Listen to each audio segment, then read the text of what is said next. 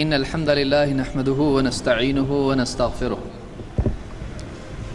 ونعوذ بالله من شرور أنفسنا ومن سيئات أعمالنا من يهده الله فلا مضل له ومن يضلل فلا هادي له وأشهد أن لا إله إلا الله وحده لا شريك له وأشهد أن محمدًا عبده ورسوله أما بعد فإن خير الحديث كتاب الله وخير الهدي هدي محمد صلى الله عليه وسلم وشر الأمور محدثاتها وكل محدثة بدعة وكل بدعة ضلالة وكل ضلالة في النار.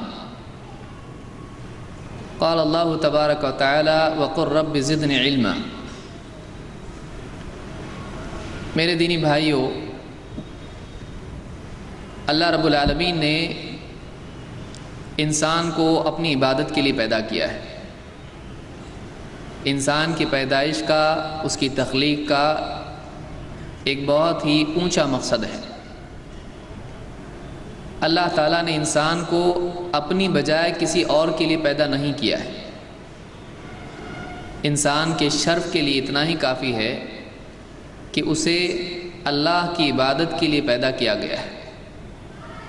اللہ کی عبادت کی توفیق ملنا، اس کا موقع ملنا، یہ خود انسان کے لیے سعادت کی چیز ہے، اس کے لیے بہت بڑی بات ہے۔ قرآن کریم میں جہاں بھی اللہ رب العالمین نے اپنے نبیوں کی، نیک بندوں کی تعریف کی ہے اور ان کے مقام کو ذکر کیا ہے، تو اسی عبدیت کی صفت سے ان کو متصف کیا ہے۔ وَاذْكُرْ عِبَادَنَا کے الفاظ سے اللہ نے ان کو یاد کیا، ہمارے بندے کو یاد کرو۔ یا جیسے اللہ کے نبی صلی اللہ علیہ وسلم کے بارے میں فرمایا سبحان الذی اسری بعبدہ، پاک ہے وہ ذات جو رات و رات لے گیا اپنے بندے کو۔ تو اللہ تعالیٰ کی بندگی انسان کی سعادت ہے اور اس کی تخلیق کا مقصد ہے۔ اس کو اللہ کی بندگی، اس کی عبادت کے لیے پیدا کیا گیا ہے۔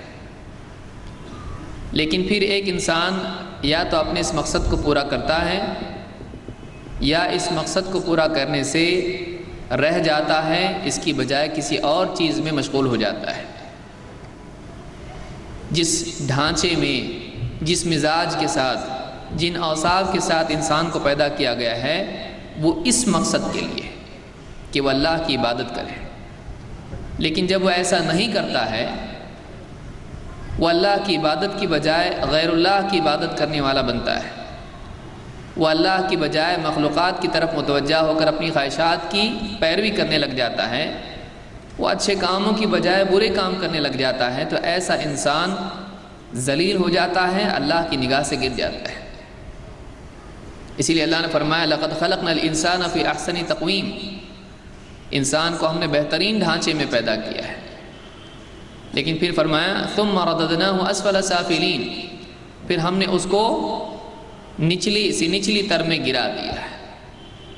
کہ ایک انسان دنیا میں اگر اپنے مقصد کو پورا نہیں کرتا ہے تو دنیا میں ذلت کا شکار ہوتا ہے اور آخرت میں عذاب کا، اور جہنم کی گہرائیوں میں اپنے آپ کو ڈالنے کا خود ذریعہ بنتا ہے۔ لہٰذا انسان کی پیدائش کا مقصد اللہ کی عبادت ہے، اس کی توحید ہے، اس کی مرضیات کو پورا کرنا ہے۔ اللہ تعالیٰ کیا چاہتا ہے، کیا اللہ کو پسند ہے، کیا پسند نہیں ہے، اس بات کے معلوم کرنے کے بعد وہ اپنے آپ کو اللہ کی پسند کے مطابق بنانے لگے، اور جو چیز اللہ کو پسند نہیں ہے وہ چیز اپنی زندگی سے نکالنے والا بنے۔ لیکن مسئلہ یہ ہے کہ اکثر انسان اپنی سمجھ کو اللہ کی پسند بنا دیتا ہے۔ انسان کی مصیبت یہ ہے کہ وہ اللہ تعالیٰ کی مرضیات کے سلسلے میں اپنی سمجھ کو زیادہ آگے رکھتا ہے، ترجیح دیتا ہے، جو اس کو صحیح لگتا ہے وہ کرنے لگتا ہے، اور اللہ کو اس کے ذریعے سے خوش کرنے کی کوشش کرتا ہے۔ اللہ تعالیٰ خوش کس سے ہوتا ہے؟ اللہ نے جو بتا دیا اس کام کے کرنے سے اللہ خوش ہوتا ہے۔ ایک انسان اپنے دل سے کچھ بھی کرے اور یہ چاہے کہ اس بنیاد پر اللہ مجھ سے خوش ہو، تو اس نے اپنی چاہت کو پورا کیا، اس نے رب کی چاہت کو پورا نہیں کیا۔ لہٰذا سب سے پہلا کام یہ ہے کہ ایک انسان اس بات کی کوشش کرے کہ وہ معلوم کرے اللہ کس سے راضی ہوتا ہے، کس سے ناراض ہوتا ہے، اللہ کی پسند کیا ہے، ناپسند کیا ہے، کیا اچھا ہے، کیا برا ہے، کیا حق ہے، کیا باطل ہے، کیا بھلائی ہے، کیا برائی ہے، کس چیز میں نجات ہے، کون سی چیز ہلاک کرنے والی ہے، کیا خیر ہے، کیا شر ہے۔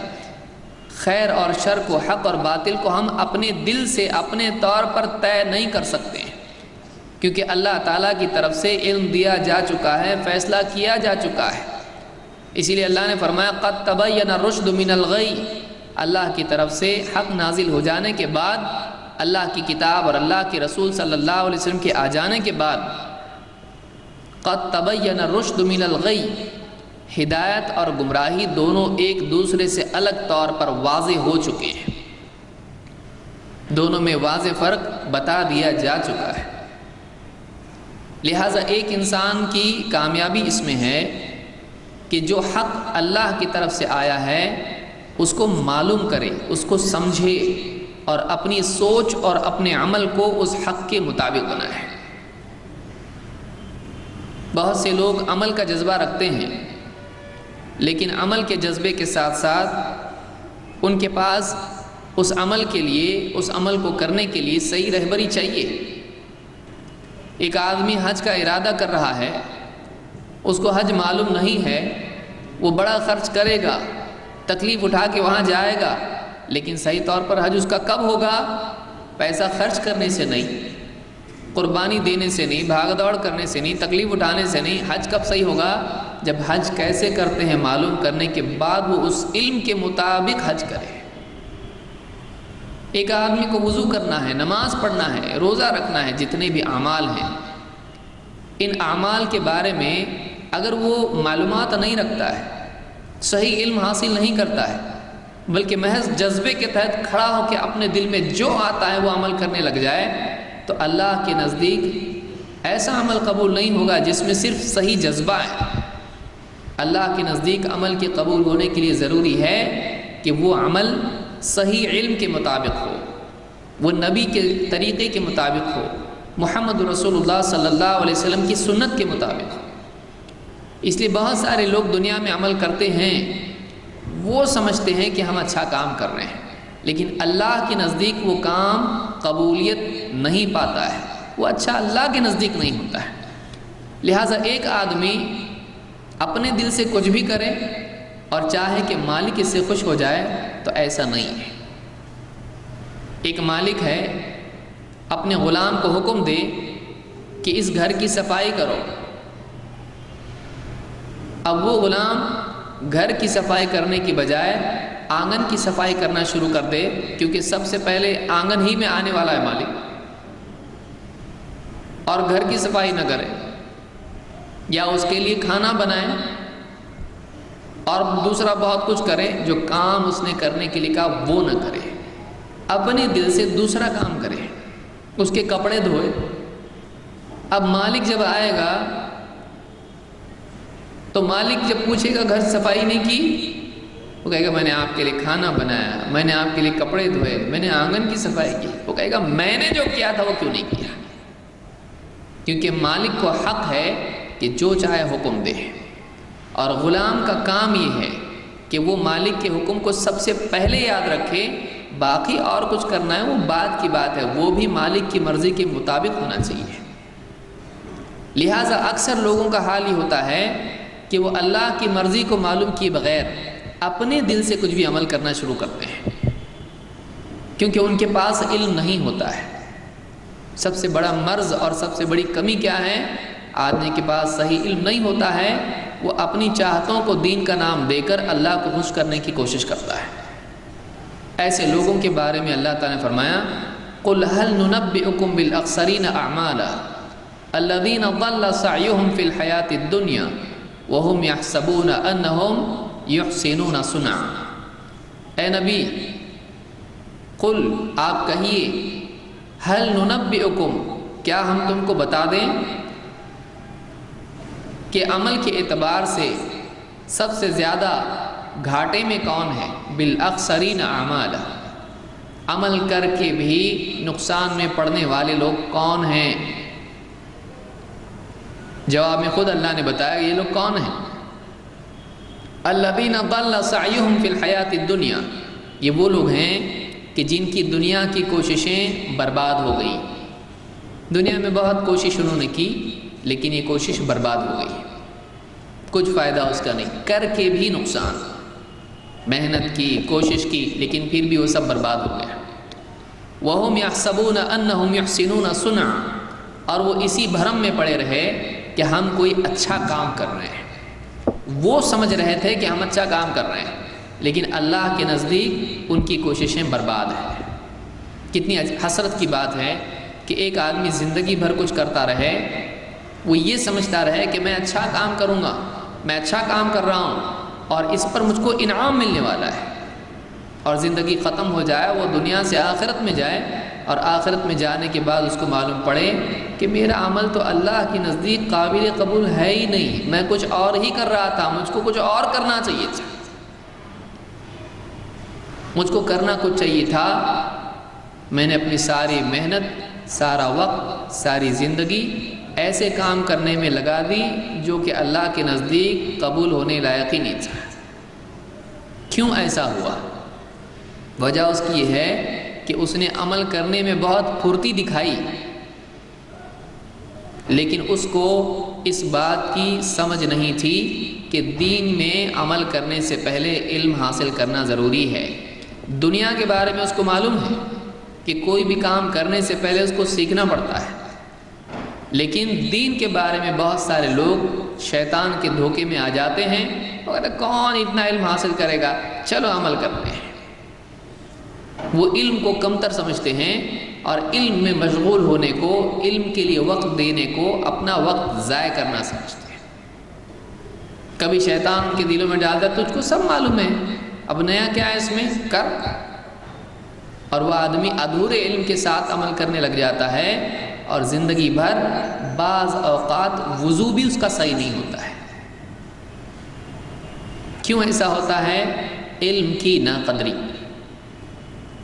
اور اللہ رب العالمین نے جو آیت میں نے پہلے پڑھی، اللہ رب العالمین نے علم کی اہمیت جتاتے ہوئے خود اپنے نبی محمد رسول اللہ صلی اللہ علیہ وسلم، اللہ کے رسول، امام، سارے نبیوں کے امام، جنہوں نے سارے نبیوں کو باجماعت نماز پڑھائی، قیامت کے دن کے امام، سارے انسانوں کے سید ولد آدم، آپ کو بھی اللہ نے حکم دیا وَقُلْ رَبِّ زِدْنِ عِلْمًا، اے نبی آپ بطور دعا اللہ سے یوں کہیے رَبِّ زِدْنِ عِلْمًا، اے میرے رب مجھ کو علم میں اور بڑھا دے، اے میرے رب میرے علم میں اور اضافہ کر دے، زیادتی کر دے.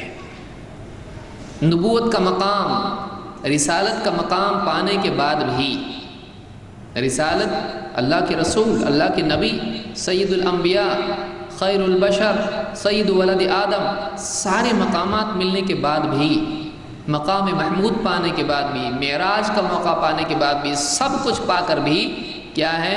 وَقُلْ رَبِّ زِدْنِ عِلْمًا، آپ کہیے اے میرے رب میرے علم میں اضافہ کر دے، مجھ کو علم میں اور بڑھا دے.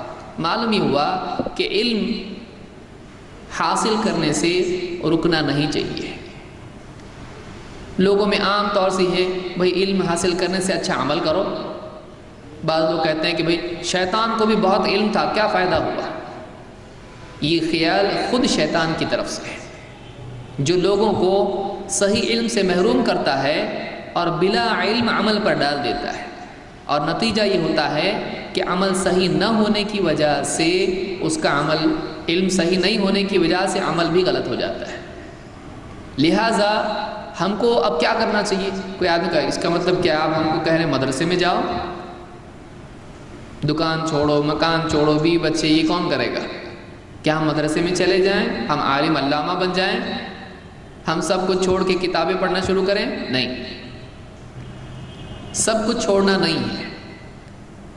آپ جاب بھی کرتے ہیں، کھانا بھی کھاتے ہیں، دعوتوں میں جاتے ہیں، کپڑے خریدنے جاتے ہیں، جوتے خریدنے جاتے ہیں، لوگوں کے ساتھ بیٹھ کر چائے کی پیالیوں پر بیہودہ گپ شپ بھی بعض اوقات کرتے ہیں، ایسی مجلسوں میں بھی بیٹھتے ہیں جس کا کوئی حاصل نہیں ہوتا ہے.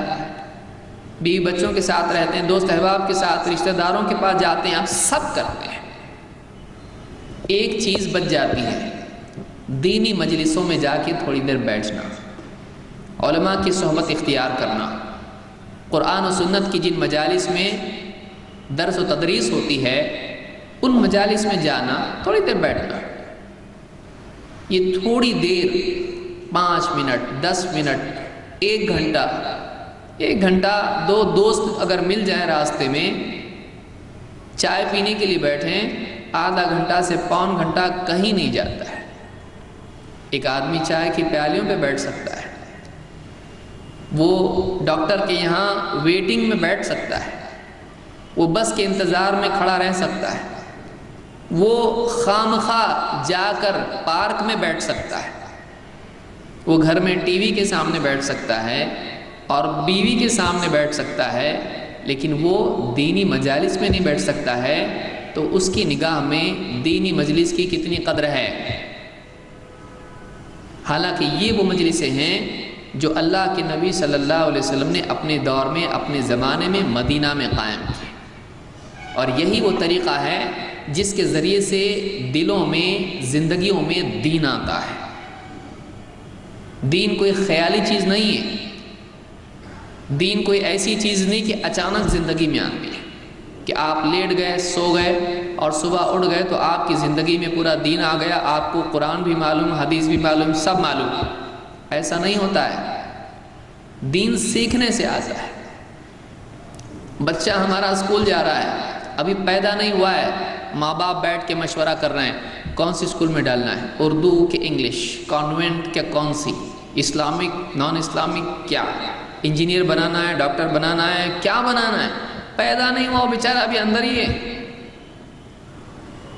اس کی ساری زندگی کے فیصلے پیدا ہونے سے پہلے، پھر اس پیدا ہوا، اس کو پھر تھوڑا چلنے پھرنے لگا، گرتے پڑتے اٹھنے لگا، اچھا ابھی بولنے لگا، نرسری میں ڈالو اس کو، وہاں ABCDEFG جو بھی ہے پڑھنا شروع کیا اس نے، اس کے بعد نرسری، پھر اس کے بعد ہائر اسکول، اور اس کے بعد کالج، اس کے بعد PhD، کیا نہیں کر رہا، 20-30 سال ماں باپ 1-1 روپیہ جوڑ کے، اپنی قربانیاں دے کے، بہت ساری خواہشات اور چاہتوں کو قربان کر کے، پیسہ جمع کر کے اس کو ڈاکٹر، انجینئر اور نہ جانے کیا کیا بناتے ہیں۔ کبھی وہ بنتا ہے، کبھی وقت ضائع کر کے، سب پیسہ خرچ کر کے کچھ بھی نہیں بنتا ہے۔ BCom بنا لیکن بیکام ہے۔ کتنے لوگ ہیں BCom ہیں لیکن ساتھ ہی کیا ہے، بیکام، کام ہی نہیں، جاب ہی نہیں۔ ایسا بھی ہوتا ہے۔ BCom بننے کے لیے کتنا پڑھنا پڑتا ہے آپ کو، 10ویں، پھر 12ویں، پھر اور 3 سال، 15 سال پڑھ کے دنیا کیا ملی، کچھ بھی نہیں۔ لیکن کوئی آدمی نہیں بولتا ہے اتنا پڑھ کے فائدہ کیا ہے، اگر کوئی بولے بھی تو لوگ کیسا بولتے ہیں، ایسا نہیں ہے، ضروری پڑھنا اس دور میں بہت ضروری ہے۔ کیا ہوتا ہے اس سے، جاب ملنے کے لیے چاہیے، ٹھیک ہے جاب نہیں چاہیے، پڑھا لکھا ہونا چاہیے آدمی نے، عقل بڑھتی ہے اس کی۔ اور دین کا علم جو انسان کو پیشاب صاف کرنے سے سکھاتا ہے، پیشاب کی صفائی، پاخانے کی صفائی کہاں ہے، فزکس کی کتاب میں ہے، کیمسٹری کی کتاب میں ہے، بایولوجی کی کتاب میں ہے، کہاں ہے، جغرافی میں ہے، جیومیٹری میں کہاں ہے، پیشاب کی صفائی کسی کتاب میں نہیں ہے۔ دین یہاں سے انسان کو جانور سے ہٹاتا ہے اس کو، کہ ایک جانور جو پیشاب پاخانے کے بعد اپنی صفائی نہیں کرتا ہے، اس سے ہٹا کے دین اس کو بتاتا ہے، دیکھ یہاں سے تو بن، طہارت سے اس کو صحیح کرتا ہے، بنیادوں سے اس کو اخلاق سکھاتا ہے۔ کسی کتاب میں اخلاق آتے ہیں کہ ایک ڈاکٹر کو انسان بنانے والی چیز کیا ہے، میڈیسن نہیں، دین یہ سکھاتا ہے۔ جب آدمی دینی مجالس میں بیٹھتا ہے، کبھی قرآن کی بات سن رہا ہے، کبھی حدیث کی بات سن رہا ہے، کبھی اللہ کی طرف سے ماں باپ کا مقام سمجھایا جا رہا، وَقَضَىٰ رَبُّكَ أَلَّا تَعْبُدُوا إِلَّا إِيَّاهُ وَبِالْوَالِدَيْنِ إِحْسَانًا۔ اب ماں باپ کا اس کو معلوم پڑا کہ ہاں ماں باپ کا ہی مقام ہے۔ کبھی بتایا جا رہا دیکھو اللہ سے ڈرو، وَاتَّقُوا اللَّهَ، اللہ سے ڈرو، بات ہی سن رہا ہے، اللہ سے ڈر پیدا ہو رہا ہے۔ کسی پر ظلم مت کرو، لوگوں کے ساتھ اچھا سلوک کرو، پڑوسیوں کے حقوق کبھی سامنے آ رہے ہیں، کبھی رشتہ داروں کے حقوق سامنے آ رہے ہیں، کبھی جائیداد کے مسائل میں ایک دوسرے کو لوٹنے سے روکا جا رہا ہے، تجارت ہے، تجارت میں بتایا جا رہا ہے جھوٹ بول کے دھوکہ دے کے لوگوں کو بیوقوف بنا کے چیزیں مت بیچو۔ دینی مجالس میں آدمی سنتا ہے، یہ کسی بزنس اسکول میں نہیں سکھایا جاتا ہے۔ بزنس اسکول میں کیا سکھایا جاتا ہے؟ کسی بھی طرح سے آپ کو چیز بیچنا ہے کیونکہ آپ کا پروفٹ ہے اس میں، پھر چاہے جھوٹ بول کے ہو، چاہے دھوکہ دے کے ہو، بیوقوف بنا کے ہو، کچھ بھی ہو، ملاوٹ کر کے ہو، آپ کو پروفٹ مارجن ہائی رکھنا ہے۔ یہ دنیوی ایجوکیشن میں ہے۔ اسی لیے آپ دیکھیں گے کہ ہماری نئی نسل، پرانے زمانے میں لوگ زیادہ پڑھے لکھے نہیں ہوتے تھے، 7ویں پاس تو بہت بڑا پڑھا اس نے، سرٹیفکیٹ وہ سنبھال کے فریم کر کے رکھتا تھا، 7ویں پاس۔ آج آدمی 7ویں کے 3 گنا پڑھ رہا ہے، 21 سال 20 سال پڑھ رہا ہے، لیکن وہ کیریکٹر اس میں نہیں ہے، اس کے اندر وہ کردار نہیں ہے، اس کے اندر وہ اخلاق نہیں ہے، اس میں بڑوں کی تمیز نہیں ہے، اس کے اندر بے حیائی سے بچنا نہیں ہے، اس میں نگاہ کی حفاظت نہیں ہے، زبان کی حفاظت نہیں ہے، زندگی کی حفاظت نہیں ہے۔ اب بتائیے ہمارا معاشرہ بگڑتا جا رہا ہے، ایجوکیشن بڑھ رہا ہے اور معاشرہ بگڑ رہا ہے، کیوں ایسا بھائی؟ ایجوکیشن اگر واقعی انسان کو انسان بناتا ہے تو معاشرہ بگڑنا نہیں چاہیے۔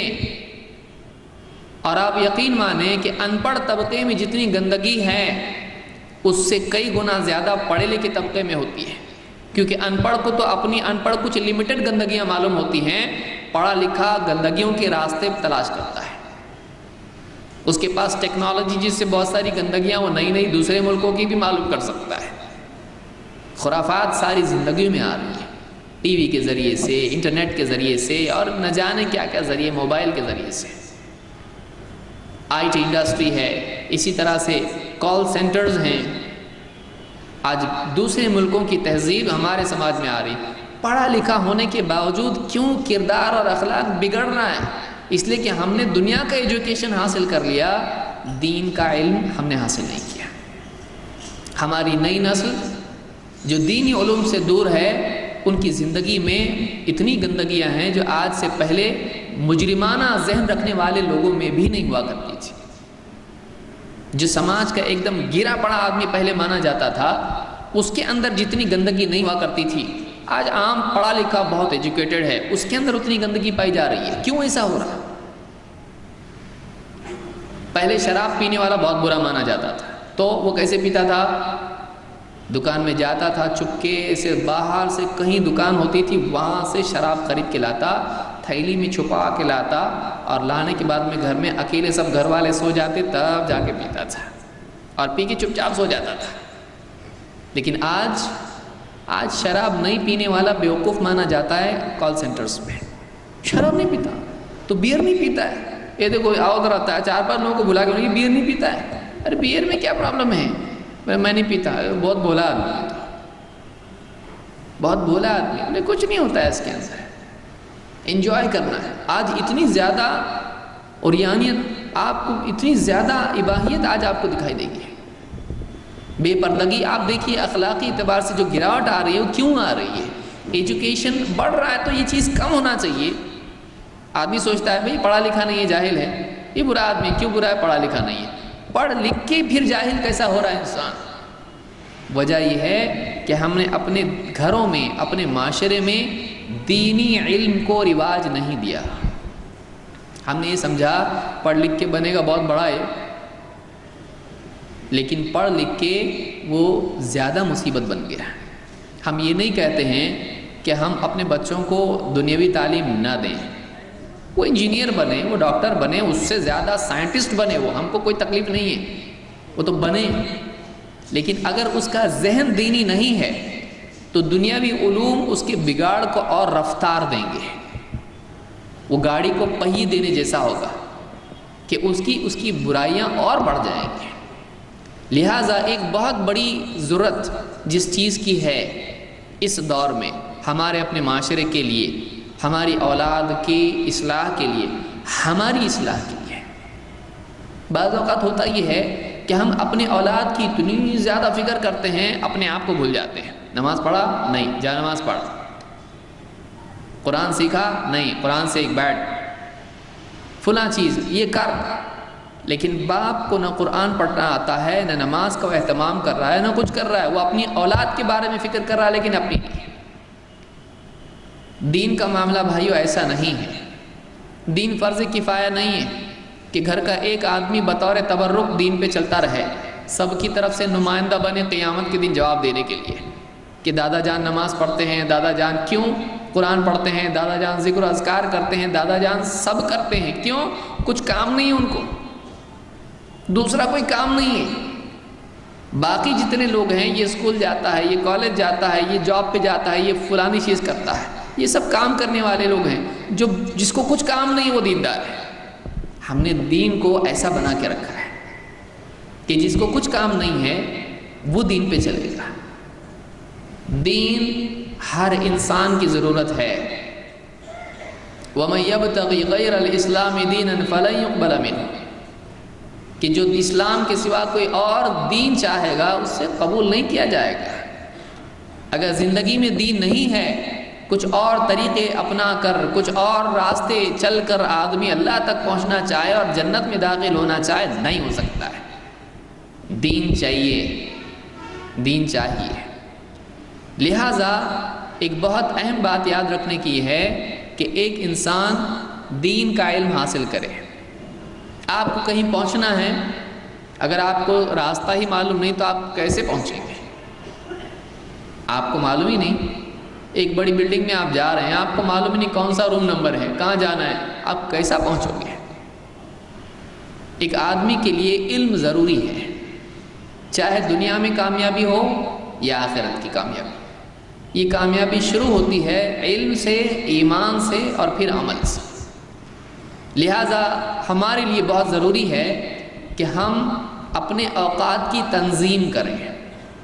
کھانے پینے کے لیے وقت ہم نکالتے ہیں، پیشاب پاخانہ ضروری ہے، اس کے لیے وقت نکالتے ہیں۔ ہم رشتہ داروں سے ملنے کے لیے ہفتے مہینے میں وقت نکالتے ہیں۔ ہم اسی طرح سے دوا کے لیے اور کئی کاموں کے لیے، جاب کے لیے 8 گھنٹے ہم وقت نکالتے ہیں، اور پھر پیسہ زیادہ بڑھانے کے لیے اوور ٹائم بھی کرتے ہیں۔ کسی نے اوور ٹائم فرض نہیں کیا ہے کسی آدمی کو، لیکن دین کے بارے میں کہا جائے کہتے ہیں یہ ضروری ہے کہ بھائی آیا کرو، دینی مجالس میں آؤ، درس میں آؤ، قرآن و سنت کی بات ہوتی ہے، انشاءاللہ آئیں گے۔ پھر دیکھے 2 سال ہو گئے، 1 مہینہ ہو گیا، 6 مہینے ہو گئے، نہیں آ رہا ہے۔ پھر کوئی بولتا ہے بھائی آپ آتے نہیں، تو اب اس کو غصہ آتا ہے کہ تو پیچھا چھوڑتا ہی نہیں ہے، یہ بار بار میرے پیچھے پڑا ہوا ہے کہ دینی درس کے لیے، دینی مجالس میں قرآن و سنت کی بات سننے کے لیے کیوں نہیں آتا یہ؟ جب زیادہ کوئی بولنے لگتا ہے تو فوراً کیا بول دیتا ہے کہ وہ فرض ہے کہ بھائی دینی مجالس میں آنا فرض ہے؟ نہیں ہے۔ جاب پہ جانا فرض ہے، اوور ٹائم کرنا فرض ہے، اچھے کپڑے پہننا، اچھا کھانا کھانا، بچوں کو اسکول میں 20 سال پڑھانا فرض ہے۔ ایک دن بچہ اسکول میں نہیں گیا اگر، اور باپ گھر پہ آیا دے گا، تو کیا کر رہا ہے آج گھر پہ؟ ماں کہتی دیکھی وہ اسکول نہیں گیا۔ کیوں نہیں گیا تو؟ پیٹ درد ہو رہا تھا۔ ڈانٹ ڈپٹ کرتا ہے، ایک دم جھوٹ بات کرتا ہے، بہانے بناتا ہے اسکول نہیں جانے کے لیے۔ میں اتنا کما کے لا کے تجھ کو دے رہا ہوں، تیری اتنی بڑی فیس بھر رہا ہوں، 5-5 ہزار مہینے کے بھر رہا ہوں، اور کہتا میرے پیٹ درد ہو رہا ہے۔ ہم بچپن میں دیکھا کیسے جاتے تھے، پیٹ میں درد ہو، سر میں درد ہو، ہم برابر جاتے تھے۔ آئندہ کبھی ایسا ہونا نہیں چاہیے۔ اور ویسی اسی دن صبح میں وہ پیٹ دکھ رہا تھا، شام ہوئی، دینی مجلس میں قرآن سیکھنے کی مجلس ہے، جو بھی مجلس ہے، بچہ کہہ رہا بہت تکلیف ہو رہی ہے آج میں نہیں جاتا ہوں، کل یاد سے جانا، ٹھیک ہے کوئی بات نہیں۔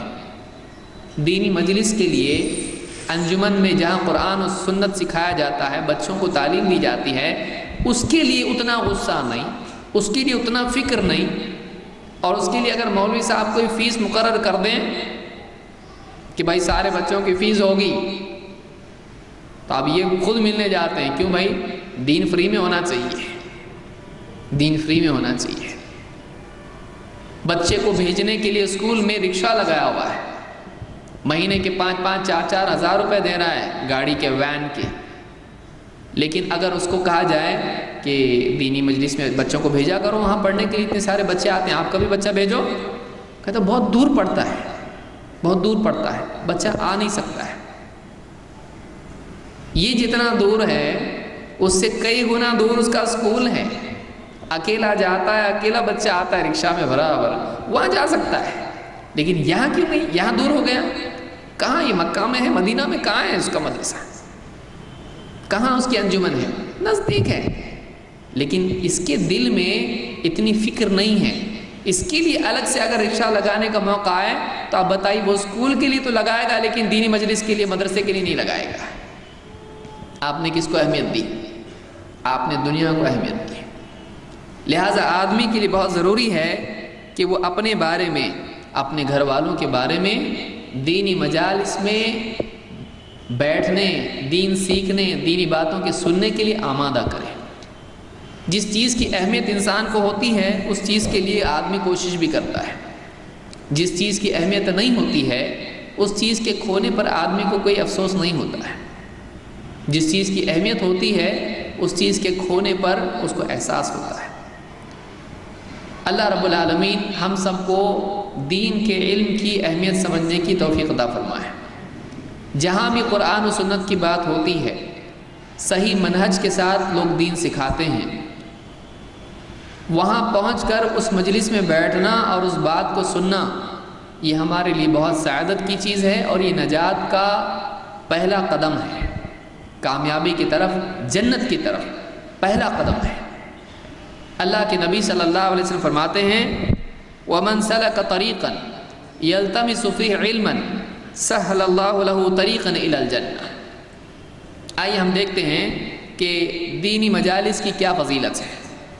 اللہ کے نبی صلی اللہ علیہ وسلم فرماتے ہیں وَمَنْ سَلَكَ طَرِيقًا يَلْتَمِسُ فِيهِ عِلْمًا سَهَّلَ اللَّهُ لَهُ طَرِيقًا إِلَى الْجَنَّةِ، کہ جو آدمی علم کی راہ میں کچھ قدم اٹھاتا ہے، علم کے راستے پر چلتا ہے، علم حاصل کرنے کے لیے تھوڑا چلتا ہے، تھوڑا یا زیادہ یا جتنا بھی ہو، علم کے لیے سفر کرتا ہے۔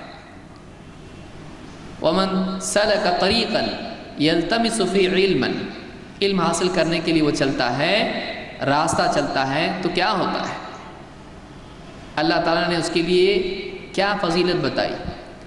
اللہ کے نبی صلی اللہ علیہ وسلم فرماتے ہیں سہل اللہ لہ طریقا الی الجنہ، اللہ تعالیٰ اس کے لیے جنت کی طرف راستہ آسان کر دیتا ہے، جنت کا راستہ اس کے لیے آسان کر دیا جاتا ہے۔ لہٰذا کوئی آدمی اگر یہ چاہتا ہے کہ جنت کا راستہ اس کے لیے آسان ہو جائے، اس کے لیے ضروری ہے کہ وہ علم کے راستے پر چلے۔ جیسا کہ اللہ کی توفیق سے آج اس مجلس میں ہم یہاں جمع ہیں، لیکن عجیب مصیبت یہ ہے کہ کوئی بڑا اجتماع کیا جائے تو آدمی بالکل تیاری کر کے وقت نکال کے پہنچتا ہے، لیکن پھر وہ نمبر آتا ہے سال میں ایک بار، 6 مہینے میں ایک بار۔ آپ 6 مہینے چارجنگ اپنی کر کے 6 مہینے اپنی بیٹری چلانا چاہتے ہیں، اور آپ موبائل کے بارے میں یہ چیز نہیں کرتے ہیں۔ آدمی کیا کرتا ہے، سفر میں آپ جاتے ہیں، ساتھ میں موبائل کا چارجر نہیں لے جاتے، بیوی سے کہتے ہیں یاد سے موبائل کا چارجر ڈالنا، بیٹری کیوں بھائی، بیٹری اتر جائے گی تو ریچارج کرنا پڑے گا مجھ کو۔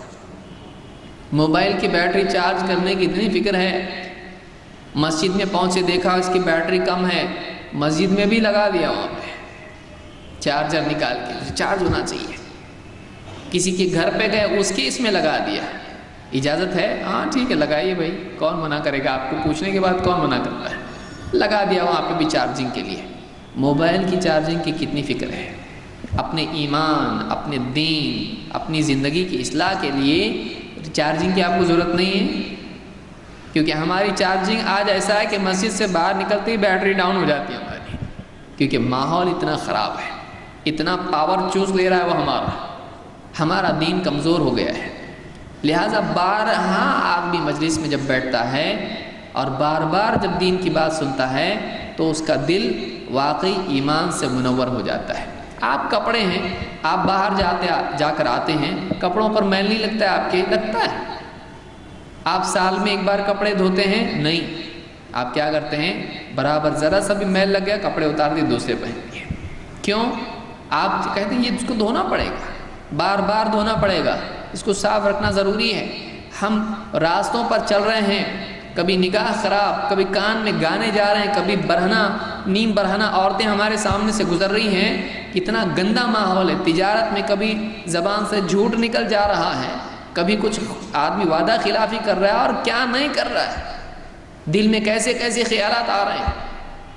اب یہ جو گندگی ہمارے کپڑوں کی بجائے ہمارے دل پر لگ رہی ہے، اس کو دھونے کے لیے صابن کی ضرورت نہیں ہے، اس کو رگڑنے کی ضرورت نہیں ہے۔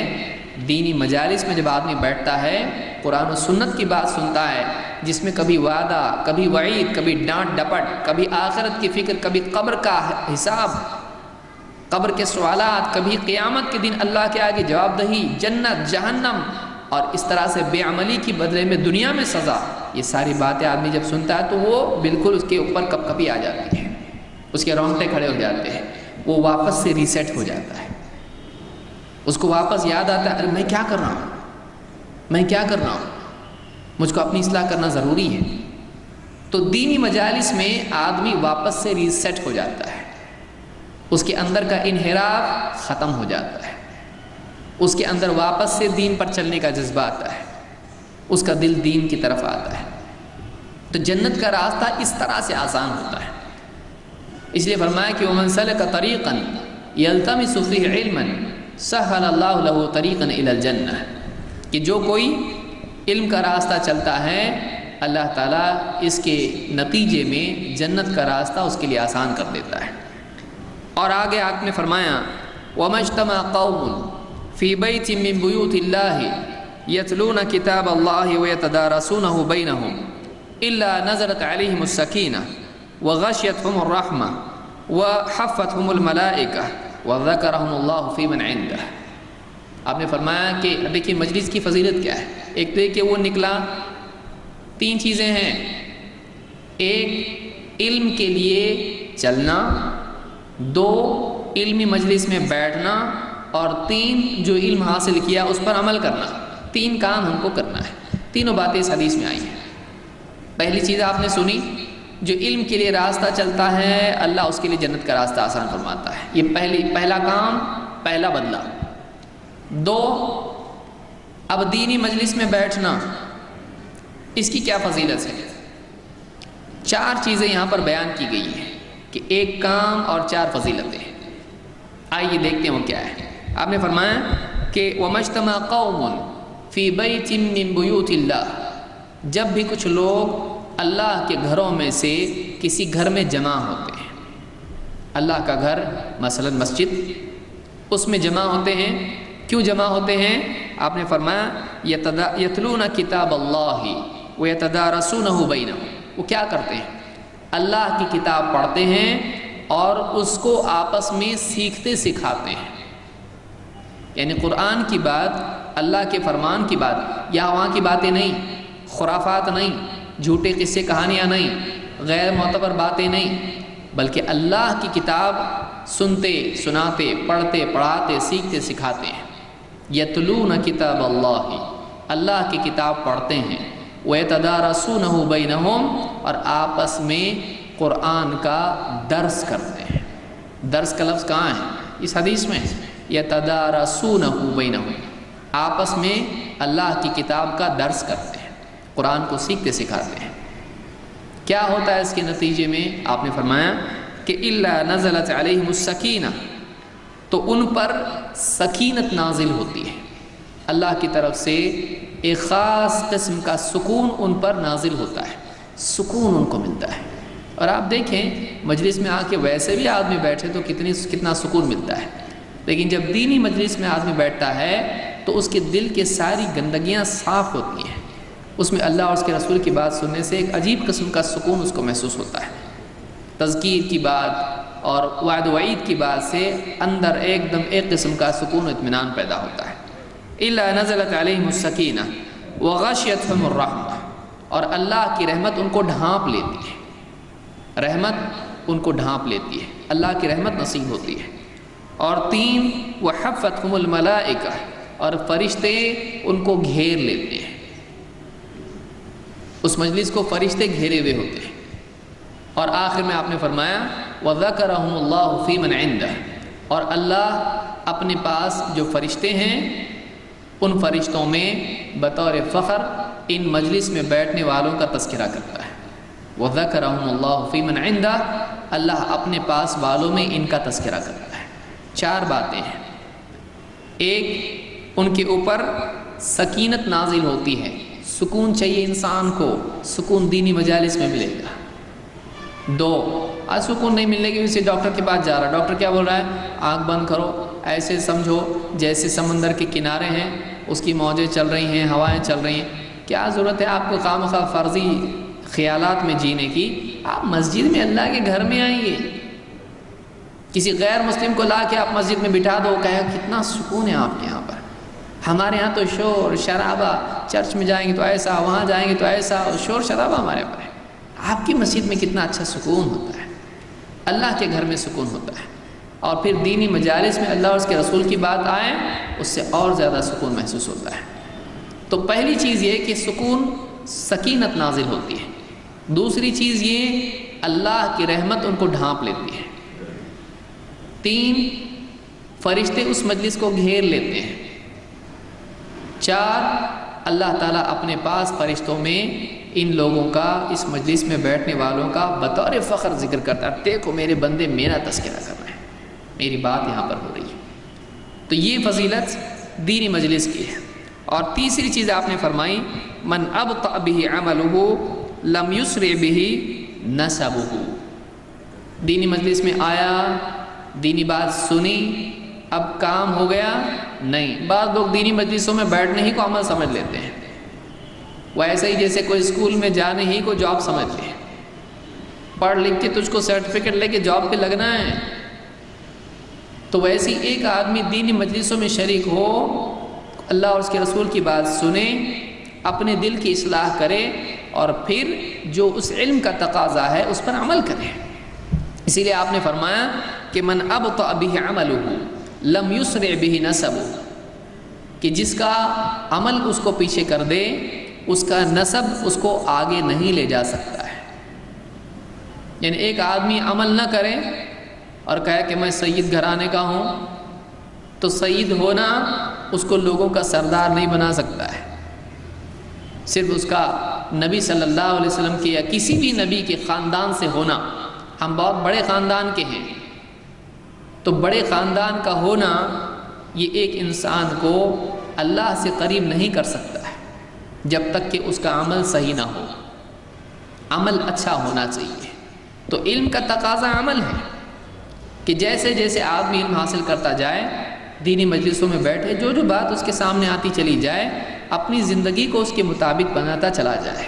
اس لیے جب ہم کسی دینی مجلس میں بیٹھتے ہیں تو ہماری نیت یہ ہونا چاہیے کہ اس مجلس میں 1 گھنٹہ، آدھا گھنٹہ، 2 گھنٹے، جتنا بھی میں بیٹھوں گا، اس مجلس میں جو باتیں اللہ اور اس کے رسول کے سامنے آئیں گی، میں اپنے آپ کو اس کے مطابق بنانے کی کوشش کروں گا۔ عمل کی نیت سے، اپنی اصلاح کی نیت سے جب آدمی کسی بھی دینی مجلس میں بیٹھتا ہے، اگر وہ 5 منٹ بھی بیٹھے اور اس نیت سے بات سنے، اس کی زندگی میں تبدیلی آتی ہے۔ لیکن اگر آدمی سالوں سال بیٹھتا رہے لیکن عمل کی نیت نہ کرے تو واقعی اس کو فائدہ نہیں ہوتا ہے۔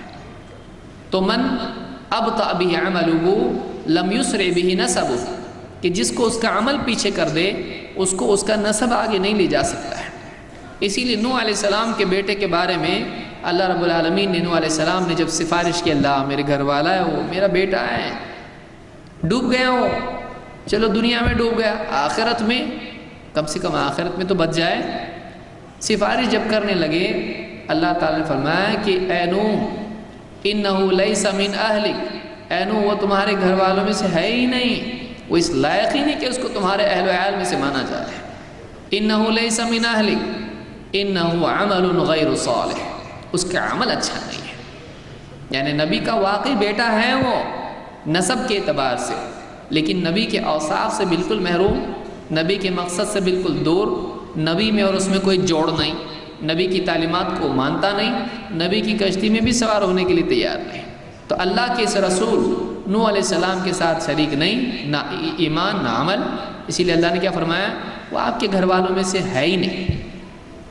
انہ عمل غیر صالح، اس کا عمل اچھا نہیں ہے۔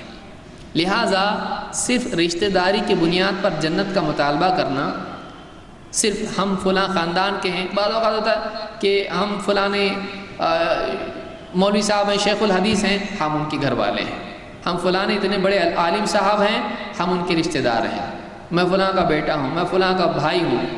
کسی کا رشتہ آپ کو جنتی نہیں بنا سکتا ہے، کسی کا رشتہ انسان کو جنتی نہیں بنا سکتا ہے۔ نبی کا رشتہ بیٹے کے ساتھ ہوتا ہے، لیکن بیٹا بھی نبی کی وجہ سے جنتی نہیں بن سکتا ہے جب تک کہ اس کے پاس اپنا ایمان اور اپنا عمل نہ ہو۔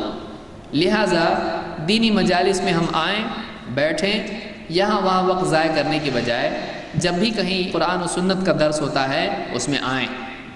وقت اس میں تھوڑا جائے گا، ٹھیک ہے، زندگی ایسے ہی نکل جائے گی، لیکن یہ جو دینی مجلسیں ہیں، کل قرآن اور حدیث کی بات سننے والی جہاں مجلسیں ہوتی ہیں، کل قیامت کے دن یہ مجلسیں کام آئیں گے کہ آدمی کو افسوس ہوگا میں نے اپنا وقت ہوٹلوں میں ضائع کر دیا، سڑکوں پہ ضائع کر دیا، یہاں وہاں گپ شپ میں برآمدوں میں ضائع کر دیا، کاش کہ میں دینی مجالس میں بیٹھتا تو یہ میرے کام آتی ہے، میری اصلاح ہوتی، میری زندگی بنتی، اللہ تعالیٰ مجھ سے راضی ہوتا ہے، میرے لیے جنت آسان ہو جاتی ہے۔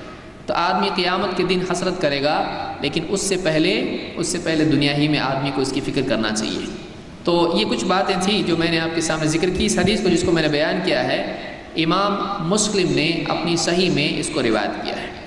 تو اس حدیث سے بات معلوم ہوئی کہ آدمی دینی مجالس میں جائے اور وہاں بیٹھے، قرآن و سنت کی بات سنیں اور اس نیت سے سنیں کہ اس پر عمل کرنا ہے، تو یہ ہمارے لیے نجات کا ذریعہ اور سبب بن سکتا ہے۔ اللہ رب العالمین سے دعا ہے کہ اللہ تعالی ہم کو ایسی مجالس میں کثرت سے شریک ہونے کی توفیق عطا فرمائے۔ آج اللہ کی توفیق سے اتنے سارے لوگ یہاں پر جمع ہیں، اللہ تعالی ہمارے اس چلنے کو، یہاں آنے کو، یہاں بیٹھنے کو قبول فرمائے اور اس کو ہماری نجات کا ذریعہ بنائے، اس کو ہمارے لیے ایمان و عمل کی ترقی اور آخرت میں اللہ تعالیٰ کی رضا اور جنت میں داخلے کا ذریعہ بنائے۔ اقول قولی ھذا واستغفر اللہ لی ولکم۔